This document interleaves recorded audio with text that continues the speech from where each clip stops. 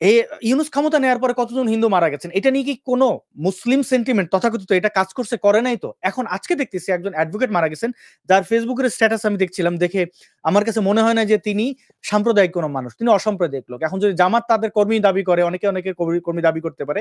এটা তাদের political benefit এ ব্যবহার করতে চায়। কিন্তু এই ভদ্রলোককে আমার দেখে মনে হয় না যে তিনি কোনো সাম্প্রদায়িক লোকজন। বরং তিনি একটা Facebook এ স্ট্যাটাস শেয়ার করেছিলেন যে, ধর্মের নামে এই দেশে একতা ভঙ্গ কেউ করতে পারবে না। সেখানে বৌদ্ধ ধর্মাবলম্বীদের কিছু ত্রাণ, বন্যার সময় ত্রাণ দান এবং ওনার নাম অ্যাডভোকেট সাইফুল ইসলাম। তো তাকে হত্যা করা হয়েছে, কুপিয়ে বলা হচ্ছে। কিন্তু আমরা দেখলাম ভিড়ের মধ্যে তিনি আহত হইলেন, তারপরে নিহত। কুপায়া মারছে। বাংলাদেশে কোন হিন্দু আছে, কোন সংগঠন আছে? বলা হচ্ছে ইসকন সন্ত্রাসী সংগঠন। তাদের ম্যান্ডেট কি? তাদের প্রচার প্রচারণা কি আছে? তারা কি কোনো আন্দোলনে গেছে?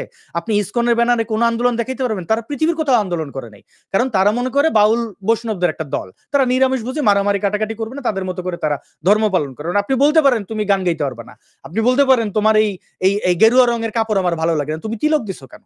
তুমি এইটা বলতে পারেন যে আমার দেশে থাকতে হলে তুমি দিতে পারবে না। কিন্তু তাদেরকে আপনি সন্ত্রাসী আখ্যা দিতে পারেন না, যতক্ষণ না তারা সন্ত্রাস করছে। বাংলাদেশের হিন্দুদের মধ্যে অনেক দুর্নীতিবাজ লোক আছে। কুমিল্লার নানুয়ার দিঘির পারের ওই ইকবালের মতো বলা হয়েছিল না, কোরআন রাখছে হিন্দুরা, রাইখা আমাদেরই প্ল্যান করে এটা অপমান করা হয়েছে। তারপর পাইলাম আমরা ইকবালকে। তারপরে এই ইকবালের পেছনে কে? নানুয়া দিঘির পারের ওই যে এমপি বাহার সহ আরো অনেক তার চেলারা ওইখানে যুক্ত ছিল। ঘটনার পেছনে কে? কে মাস্টার মাইন্ড? এটা সময়ের সাথে সাথে বের হয়ে যাবে। এগুলো লুকানোর বিষয় না।